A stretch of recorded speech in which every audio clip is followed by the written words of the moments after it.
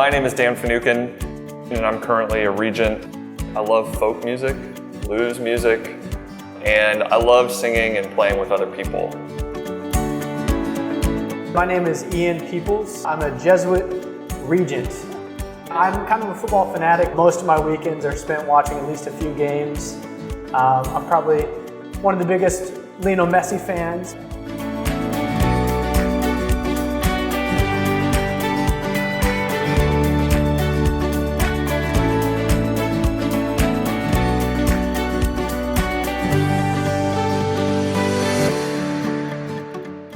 Hello and welcome back to Magis Talk. My name is Dan Finucane and I'm joined by my co-host and brother Jesuit, Ian Peoples. Our guest today is Mr. Eros Dawson. Eros was born and raised in Belize City and is co-owner with his wife of Baked Coffee Shop in Kings Park. Apart from owning a business, Eros also accompanies people going through the 12 steps, which he's going to share with us today. So Eros, welcome to the show.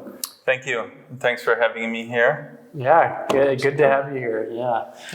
I feel like we've been kind of talking about having you on for a while, and it's good that you're a busy guy, so I'm glad we were able to get you on the show. I appreciate that. I'm glad I'm here. It's a good opportunity to discuss some very important details on the 12 steps, and I appreciate it. Yeah, definitely. Definitely. One of the ways in which we like to start out these conversations is just asking our guests, what role their faith life played in their lives growing up, or maybe, as time has progressed, So can you just maybe give us a little bit of that background? Well, yeah. For me, it's pretty much not really something that we did as a family in terms of our faith or religion. It was mainly introduced by school, by the educational system. And of course, you got your A, your 100% for every time you showed up to Mass. So that was a plus. But other than that, it was, pretty much really centered around like school functions. And, Mom was Methodist and Dad was not a really practicing Catholic. So we kind of grew into it. For me, it kind of evolved as I grew older. When meeting my wife Kelsey, she's more of a practicing Catholic, and with that, there was a lot more consistency, a lot more growth in my faith, and I'm still growing, and I feel like it's gone a long way from where it was growing up. So You'd say Kelsey really helped definitely kind of stimulate your own faith life. Yeah, for sure. Which I think is kind of an ideal of marriage, right? That you help your spouses grow in not only love of one another, but love of God. That's a great thing. Yeah, definitely. And maybe, we can start, the focus of our program today is on the 12 steps. And, maybe you could just tell us a little bit about what the steps are. And maybe, I don't know if you want to go through each of the 12, that might be a lot, but kind of, what are the 12 steps aiming at? What's kind of the progression there? Well, yeah, it's, pretty much the 12 steps it's like the core of the program for Alcoholics Anonymous.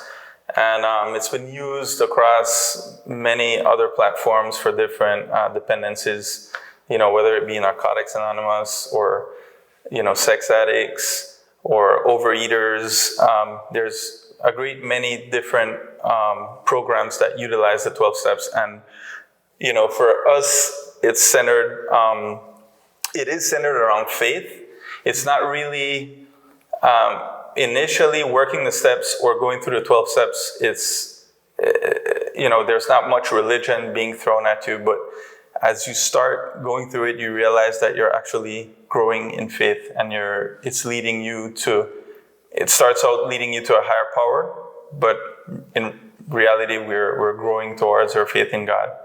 So if we talk about the first step, we admitted it, we were powerless over, and it doesn't have to be alcohol, but whatever it is, that our lives have become unmanageable. So initially it's just, self-admittance. It's not really, okay, we need to trust in God or we need to believe in God. And I guess that's sort of, for me, it's a good introduction for somebody that hasn't really had a lot of strength where it concerns their faith. They haven't been practicing or not really open their hearts to having a life of faith. So starting in this way, it's like universal. It gives you an opportunity to start anywhere. You don't have to come with a requisite of being a faithful, practicing Catholic. You can literally be somebody off the streets with all these difficulties and all these difficult situations and have a chance at it. Yeah, it seems like the start is really just self-acceptance in a manner of speaking, like just recognizing where am I at in my life, and I think, part of that first step is that our lives have become unmanageable, right? That we're powerless over this thing.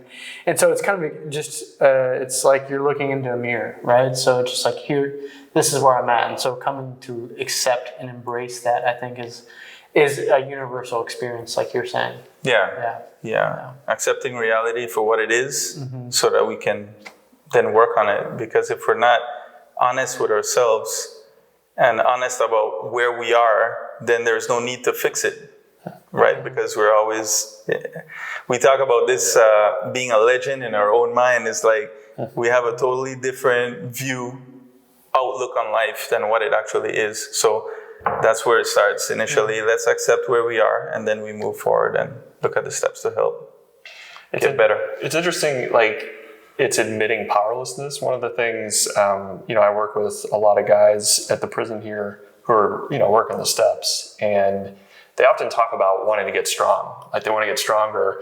And I'm always like, if I know the guy well enough, I'll say, well, actually, it might actually be, are you weak enough to admit that this is really kind of getting in the way, and the strength will come from the higher power, and if you have a relationship with God, but it's kind of a counterintuitive step to say, actually, the first thing I need to do is just admit I don't have power, which is such a humbling place to be.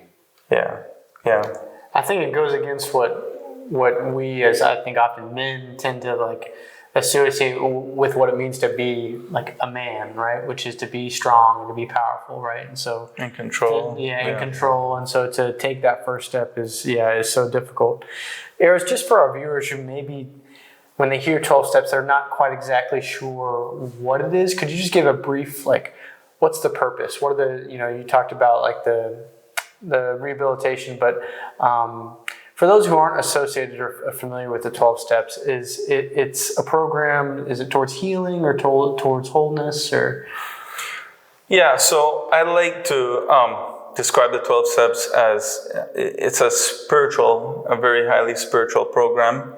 And, there are very real and practical things that gets done in each step. But at the end of the day, it's all building character, it's building your spirituality, and without that, there is actually no recovery. So it's like the key aspect of any 12-step program. So we start off just admitting, and maybe I could go over a brief overview of what we're talking about. It says, after admitting, we came to believe in a power higher than ourselves that could restore us to sanity.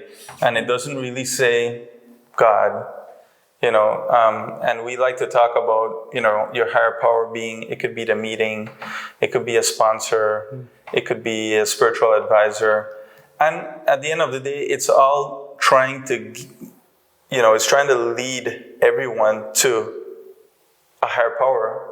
And eventually that's God. I mean, we all get to God through our own, different means and ways. And this is one of the ways to, I guess, encompass everyone, despite what your beliefs are or what your feelings are, as long as you want help and you want to better your lives, this is the way we do it. And it's simple. We don't have to just swallow Christianity or religion in one go. So you go from there, and then we start by making a decision to turn our will and our lives over to the care of God as we understood Him. So notice you see that we're now gearing towards God. We're talking about God. And of course, I can read off the 12 steps, but it's the actual process of working the 12 steps.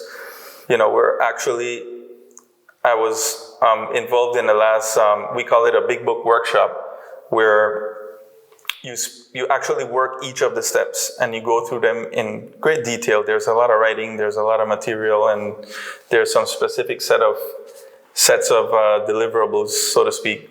But that process could take like over a year. Really? Yeah. To go through all 12 steps? To go through all 12 steps. So Yeah. it's not something that people take lightly as they enter into. This is a serious commitment. And how often, if you're doing like something like the Big Book Workshop, working the steps, how much time a week, or is it a daily process of working these, or is it once a week, once a month? What's it like? It's once a week. Once a week. Once a week, and it's 1 hour to an hour and a half. That's the most. Just once a week, just to not, everybody has a busy schedule. So, trying to make it as easy and as simplistic as possible. And in that way, it tends to work a lot better. Yeah. And maybe just one other kind of basic element is that people tend to have sponsors. Could you maybe say what a sponsor does or what their role is in going through the steps? Yeah. So I believe that's where we get to step 5, where it says we admitted to God ourselves and to another human being the exact nature of our wrongs. It could be a sponsor, it could be a spiritual advisor, a priest, but at this point is usually when a sponsor is introduced while working the 12 steps. Mm-hmm. Granted, you can have a sponsor at any point in time. So as soon as you start, it's a general rule that I'd tell a newcomer, listen, 90 meetings in 90 days, no matter what. And then after we pass the 90 days of 90 meetings, then that's usually a good time for a sponsor to be introduced. And this is just someone that's been through the process, that's probably worked the 12 steps before, and has some time, a few years in sobriety, not using whatever drug of choice or whatever their issue was, right? Sure.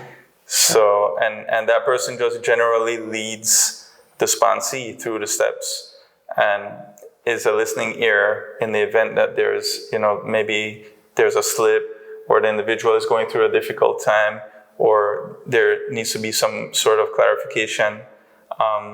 Even making certain decisions in their lives, it's usually a commonplace process for the sponsee to call the sponsor and, just run it by him. And that way they can both decide what's the best way forward. So it's actually, the whole idea is so that you can have somebody along with you, and there's no need to go it alone. You have strength in numbers. So. Having a companion to walk with you. Because I imagine, just addiction, I think, thrives in secrecy, it thrives in isolation. And so the less you can, the less isolated someone feels, right, the more likely they're going to be able to counteract the compulsions that they might have, right, to be able to lean on someone, to have that accountability, to have that person to check in with. It seems like such a healthy thing. Even if you don't have an addiction or a compulsion, just to have people you check in with is just a healthy thing. Yeah. To know that you're not alone, and to know that somebody else is going through something similar. It's, and that's the whole point of the 12 steps and the meetings. It's the sharing. It's everybody coming together and sharing their own experiences. And from that, somebody can always pull and decide what works for them. And, finding little nuggets in there. Somebody might just say the thing that you can use in your own life to help you along the way. Yeah. So that's a big part of it. Kind of going back to something you were saying earlier, about how, a lot of people end up, the higher power is God, right? If they weren't already a religious person. But I think, there's a lot of themes in the steps that align with Christianity or that seem to pair really well. And I wonder if you could speak a little bit to that. Are there any parts of your Christian faith that you see in the 12 steps pretty clearly and you're like, oh my gosh, yeah, there it is? Well, yeah.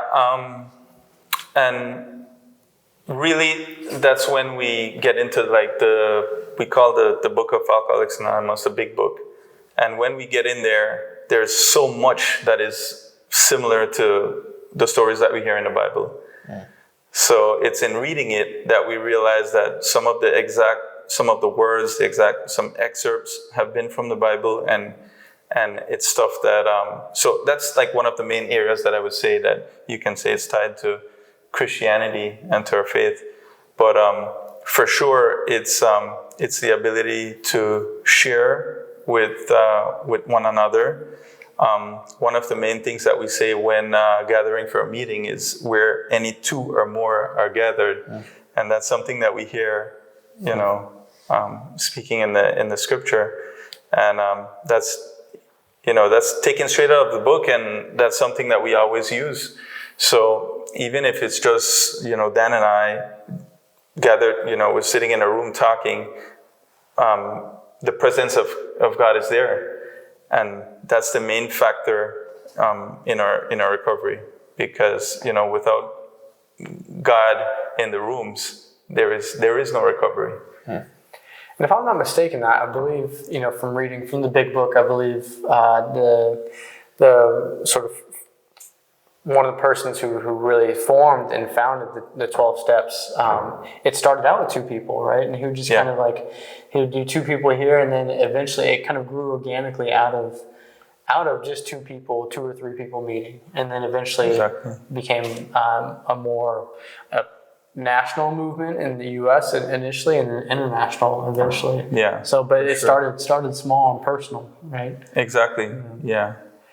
To speaking to that, why do you think the 12 steps have become such a powerful force for personal change all over the world? What is it about the character? And you might have already touched upon some of this stuff. But.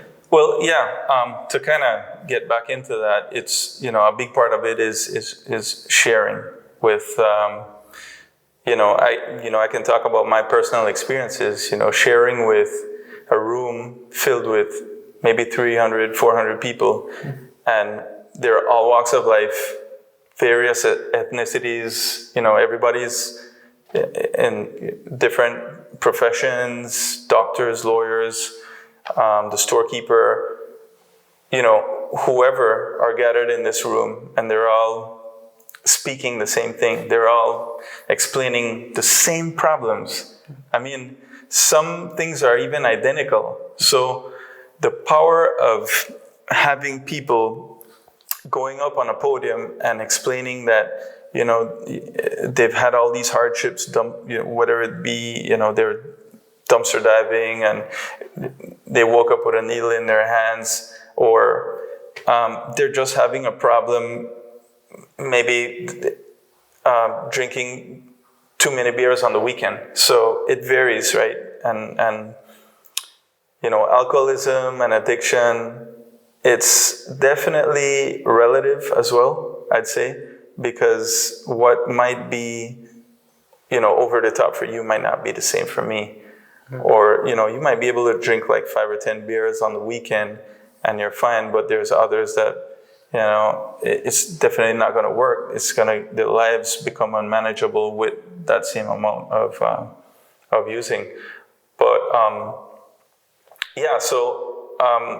all these people sharing all these different stories definitely has a profound effect on any individual walking into the rooms with their addiction, because 100% sure. Like in my case, I definitely heard a lot of similar stories, and I was like, wow, it's for somebody, I guess, like me, that grew up with a lot of distrust, not having a lot of faith in anybody else except myself. There's a sense of arrogance to it.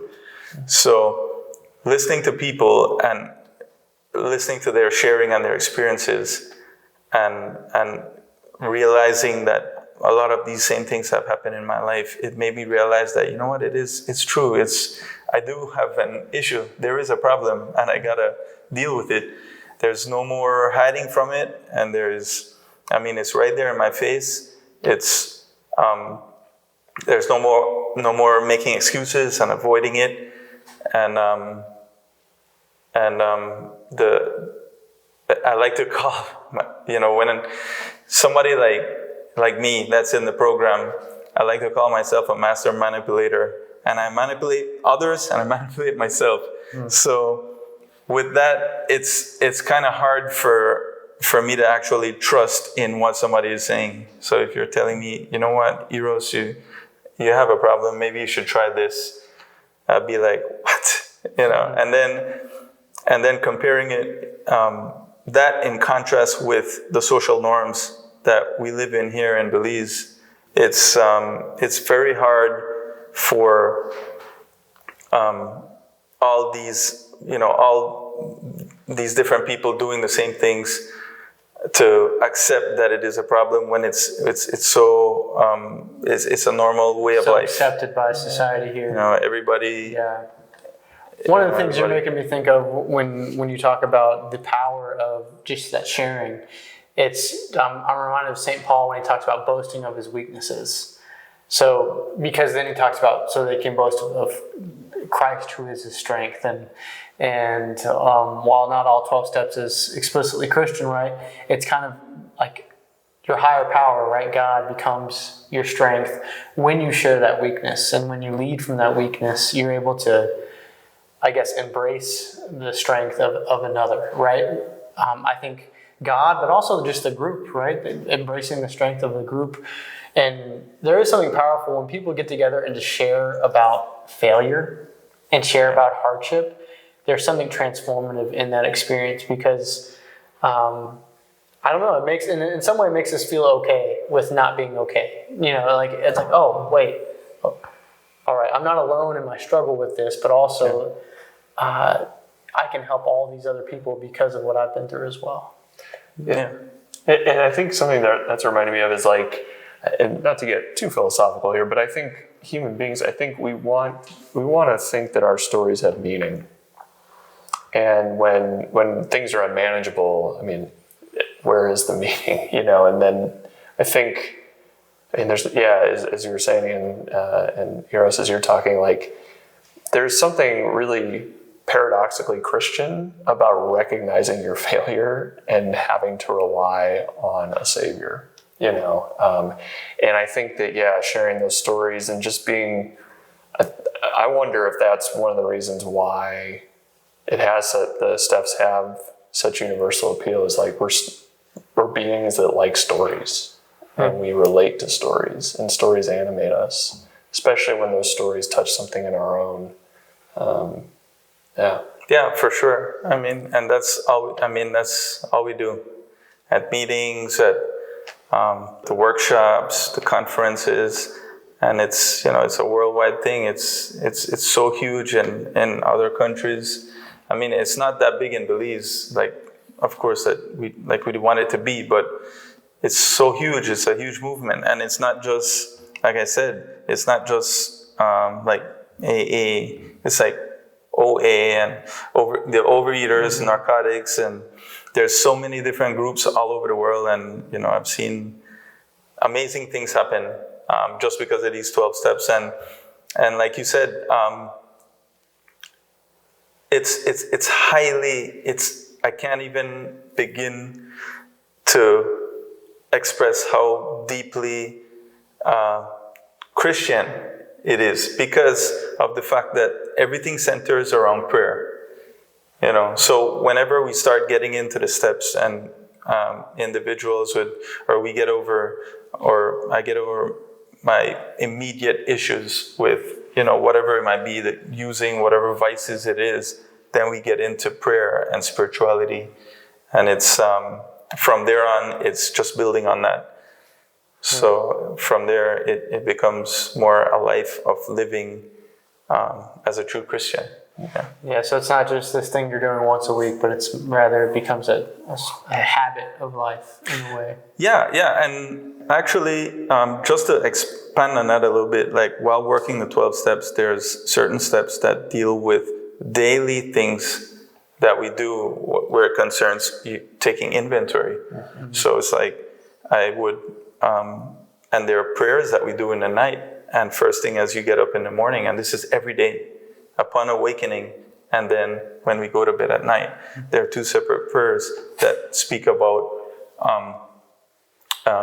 allowing God in our lives throughout the day, so that we can be of service.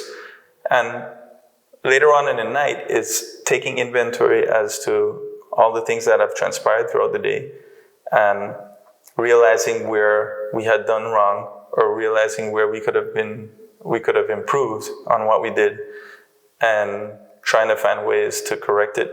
So that's a lifelong process. That's a daily process. And that's not to take into account other things like daily meditation with Christ as well. And, making amends, which is a huge part of it. Talking with people that you've wronged in the past and trying to make things right. And that can be a lifelong process. I mean... Right. Yeah. Well, I would imagine there's probably people watching or listening at home who either themselves or maybe relatives or friends of theirs could benefit from the 12 steps, here in Belize. So what would be some resources, or if people want to learn more, or if they wanted to attend a meeting, what would you recommend that they do? Well, yeah, they can definitely give me a call. I wouldn't mind putting my information out there. If you don't mind, it's 610-0830. But we do have a website, aabelize.org. And on that website, there's a wealth of information. There's a listing of all the groups countrywide, north to south. There's quite a few meetings in each district. At least a couple. So there are resources, both bilingual, and there are meetings that are just in Spanish. For instance, Belize City has like 3 meetings, and there's one that's in Spanish, one that's bilingual, and one in English. So you can find the resources there. There's also a very convenient meeting schedule that's on Zoom every night, 7:30 p.m. The Zoom link is on the website. So it's the same Zoom link for every night, every day of the week, Sunday to Sunday. And each meeting has like a different format. So there's different discussions. Some are speaker meetings, some are based on group discussion. So in that way, you can do it from your smartphone or anywhere you are. And anyone who's interested in recovery can attend these meetings? Yeah, right. For sure. It's a very undervalued resource because I guess recovery is still, in all aspects of recovery from different vices, it's still quite new in Belize, but it's amazing all the things that all the resources, all the strength that can be gained from this invaluable resource. So. Great. Well, we'll be sure to have that information up on our show.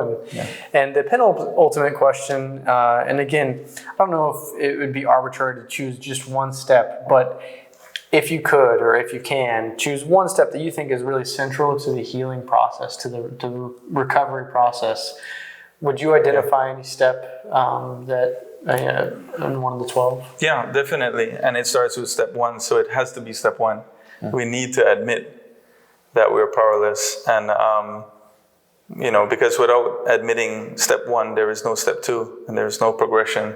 In our program, we like to talk about two-stepping. And what is that? Two-stepping is like skipping a step and jumping to another step. And in that, there is it usually leads to very negative effects. So it's definitely not recommended, and it's always, all sponsors would talk to their sponsees and let them know that this is not the way we do things in AA. You got to work it, start from step 1, and then after you complete that, then you make it to step 2 and then to step 3. So they have, that's the way it works. They have a definite order. Yes, Okay, yes. It's not like we can say, you know what, I'm going to jump in. I'm only going to do step 5. It doesn't work that way. Okay, Yeah. that's helpful. Yeah, I mean, there's a lot of work that leads up to step 5. Definitely. Because that's such a big step. And it's all preparing you for the next step. And I guess you guys, have a similar program, and it's kind of cool. It's like one step preparing you for the other, and it's all in good faith. It's all in ensuring that an individual has all the chances, that all the opportunity that they can possibly get to succeed in the program. Because jumping all the way to something that is completely out of your understanding, like the further, maybe step 9, step 10, it's debilitating, and it's counterproductive. So it makes sense. It makes total sense. Start at step 1. Yeah. Well, we always have a final question. Before we get to the final question, I just want to point out, Jesuits and AA go back to the beginning. Father Ed Dowling was involved with one of the original founders of AA and the 12 Steps. And to this day, I mean, there's a lot of Jesuits who work with people in the 12 Steps. So I think we could do a whole other show on Ignatian spirituality and the 12 Steps, and maybe we will. Maybe we'll have you back on for that. But I just think it's really, I don't know, there's something really wonderful about the three of us having this conversation. And there's kind of a long line talking about this, and hopefully others are interested and want to jump in as well. Our final question, we always kind of make it particular to the person, but Ian and I will also answer it. If you could own and operate any business besides a coffee shop or real estate. I was just going to tell you that. That's what I wanted to do. What would it be? Just bake. I would have said just bake, but any business. Any business. That's you don't have to have any expertise in it at this point. Like that would come. Yeah. So just dream. Yeah. So that's kind of cool. But I don't know. In order to move this movement forward, I'd like to say, I was going to talk about the other Jesuit business that Talking about Padres Pizzeria? No. Talk about the one in LA. Yeah. Oh, yeah, Homeboy Industries. Homeboys. Yeah, Homeboys is a very cool industry, and I really like what they're doing. But if I had to dream like extremely big worldwide, I'd probably get on Apple and just shoot out 12-step work and all that stuff all day long and reach as many people as possible. Great. Yeah. Awesome answer. Ian? Yeah, so kind of in line, with Homeboy Industries, what they do, one of the things that they do is they have different businesses that they run through them that employ people who are trying to basically gang rehabilitation. So people who are formerly involved in gangs who want to leave that life, often formerly incarcerated people. And so they have a t-shirt print shop, they have a cafe, they have other restaurants. Restaurants. A whole span of things. Yeah. One of my dreams here in Belize that we've talked about, Dan, is a place. We already have a name for like a pizzeria, Padres Pizzeria, because Dan and I we bake pizza every week on Sundays. It's pretty good, but it would be great to have a place for guys who are getting out of prison to reintegrate into society and to give them a community, to give them a space to not only make money for themselves, to get some job experience and maybe like some, the food industry, service industry, and then, but also to maybe provide a space to do stuff like the 12 steps, so it's kind of a catch-all, but like through a business so that encourages guys it incentivizes, place, because we know that guys struggle as they get out of prison here. They struggle with income, right? There are very little resources, very little resources for guys who are formerly incarcerated. So that's kind of a dream of mine that I've often thought about here. And it's still very abstract, but something like that, though. So Dan, throwing it over to you. I really like what both of you said. I think maybe this is cheating a little bit, but I would want to have a coffee shop, actually, like a coffee shop / bookstore.